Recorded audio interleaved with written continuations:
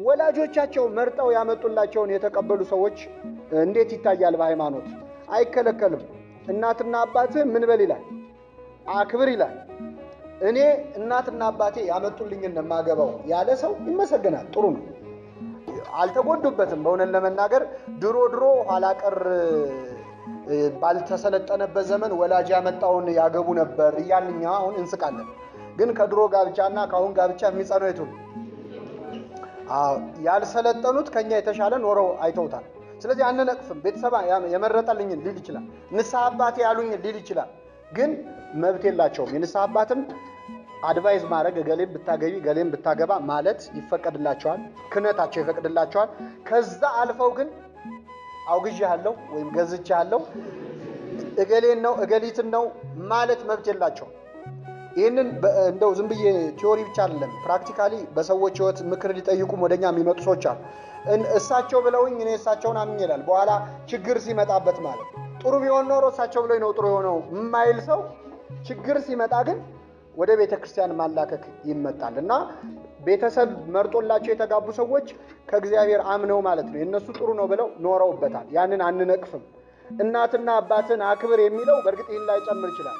ግን እነሱን መውደድ በአቻ ልናደርገው በምናስበው ሰው ላይ የቤተሰቦቻችን አስተያየት በጣም ጠቃሚ ነው።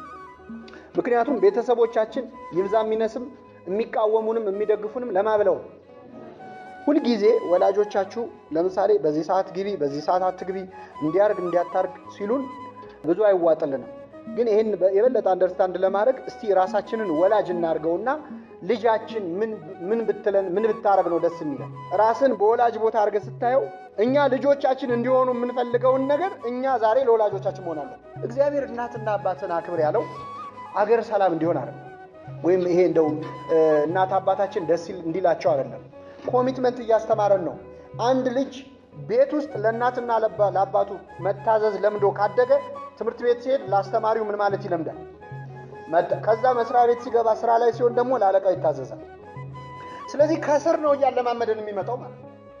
ለእኛ ነው ህጉ የተሰራው። ህጉን የምንጠብቀው እኛ ሳንሆን ህጉ እኛን ምን ይለናል?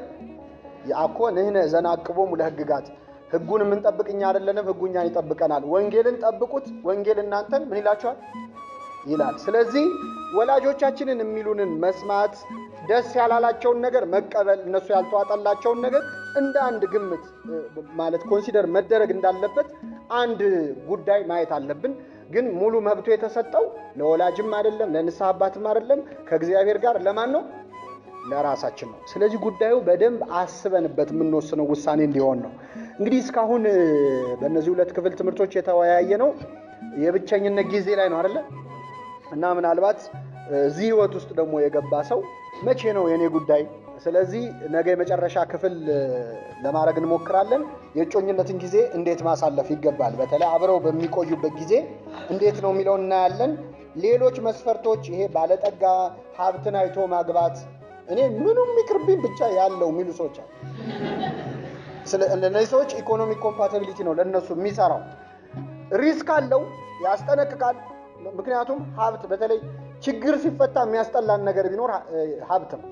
አንድ ሰው በሀብት ተማርኮ ይገባበትና እዛ ህይወት ውስጥ ከገባበት አሁን አንዲት ሴት እንግዲህ ሴት ስላልኩ በጣም ይቅርታ፣ አንዲት ሴት ሀብት ያለውን መርጣ ገብታ ልክ ችግሯ ሲፈታ ነው ሁሉ ነገር የሚያስጠላት። ከዛ በኋላ ወደ ሌላ ወደ ቺቲንግ ወደ ምናምን የሚመጣው ለዛ ነው።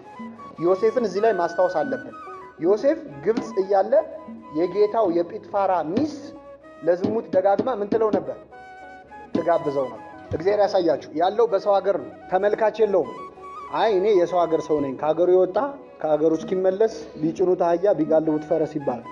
ስለዚህ እኔ ለምን ተስማምቼ አልኖርም ብሎ ዝሙት መፈጸም ይችል ነበር። ባለጠግነቷን፣ ሀብቷን፣ ውበቷን አይቶ ወደ ዝሙት አልገባም። ምንድነው ያለው? እንዴት በእግዚአብሔር ፊት ምን እሰራለሁ? ኃጢአትን እሰራለሁ ነው ያለው። ተጠቀመ፣ ተጎዳ። ይህን ልጠይቃችሁና አበቃለሁ።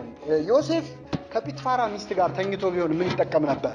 ምን ይጎዳ ነበር? አለም ያልኳችሁ ምን ይጠቀም ነበር? ለጊዜው አንደኛ ስጋዊ ደስታ ያገኛል። እስቲ ሌላ ምን ጥቅም ያገኝ ይመስላችሁ? እስር ቤት አይገባም፣ አይታሰርም። በጣም ጥሩ። ሌላስ? እንደው ፍትፍት ምናምን የምታጎርሱ አይመስላችሁ? እንደው ሽማነቱ በቃ ጥሩ ምግብ በጣም ጥሩ ነገር ነው ያነሳው ወንድማችን። ጊዜያዊ ደስታ ያገኛል ከሷ ጋር እስር ቤት አይገባም እና እዛ ቤት ለውሽማዋ የምታደርገው ማንኛውን ጥሩ ነገር ሊያገኝ ይችላል መሰለን እንጂ እንደዚህ ለመሆኑ ግን እርግጠኛ ነኝ። ይቺ ሴት አንድ ቀን አብራው ተኝታ አይነን ላፈር ብትለው ትችላለች? አቺ ተፈራርሟል ተጋብቷል እንዴ? ባሏን የካደች ሴት አንድ አይሁዳዊ ባሪያ ከሷ ጋር ተኝቻለሁ ብሎ የፍርድ ቤት የሚከሰው አልፈልግም ብትለው ከዚያ ውጪ የልቧን ካደረሰች በኋላ ብታሳስረውስ ደፈሬ ነው። አይተናል። በኋላ ያሳሰረችው እኮ ከልቧ ብትወደው አታሳስረውም ነበር አይደል? ስለዚህ ጊዜያዊ ጥቅሙ ምንም ቢሆን እርግጠኛ መሆናችን። ዮሴፍ ግን አንደኛ በሰቀቀን ነበር የሚያልቀው። ከዚህ ሴት ጋር ተኝቶ ቢሆን ባሏ ጲጥፋራ በሌላ ነገርም ተበሳጭቶ ሲመጣ ኮስተር ካለ ምን ብሎ ነው ማለት ሰማ ማለት ልባ ሌሎች አገልጋዮች ሲሾካሾኩ ሲሰማ በቃ ኃጢአተኛ የሚያሳድደው ሳይኖር ይሸሻል ይላል። ምንም ቢለው ሳይኖር ስራው ማለት ነው። ከዚያ ባሻገር እስር ቤት አይገባም ነበር ከሷ ጋር ቢሆን አይደል?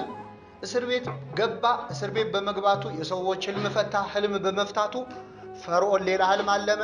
ተጠራና ዮሴፍ በግብጽ ላይ ከፈርዖን ምክትል ንጉሥ ሆነ። ከዚህ ሴት ጋር ተኝቶ ቢሆን ኖሮ ይነግስ ነበር። ለመንገስ የት መግባት አለበት? እስር ቤት መግባት። ስለዚህ የነፍሱን ተውት። እኔ ስለ ነፍስ አይደለም። በስጋ ዮሴፍ ከዚህ ሴት ጋር ባለመተኛቱ ተጠቀመ ወይስ ተጎዳ? እጅግ በጣም ነው የተጠቀመው፣ በስጋ ማለት ነው። እና ሕግ እግዚአብሔር በመጠበቃችን ንጽህና በመጠበቃችን የሰማዩን ተውትና በምድር የምንጠቀመው እኛ ነን። ለጊዜው ብለን ለጊዜያዊ ደስታ ለጊዜያዊ ስሜት የሆነ ነገር ለማለት ብለው ሰዎች ይገቡና እድሜ ልክ ትልቅ ጸጋ ትልቅ ዋጋ ያጣሉ። በትንሽ ነገር ይቀራሉ። ጠጅ አሳላፊ ሆነው ይቀራሉ። የጲጥፋራ ቤት የፈርዖን ቤት መሆን ሲችሉ ማለት ነው።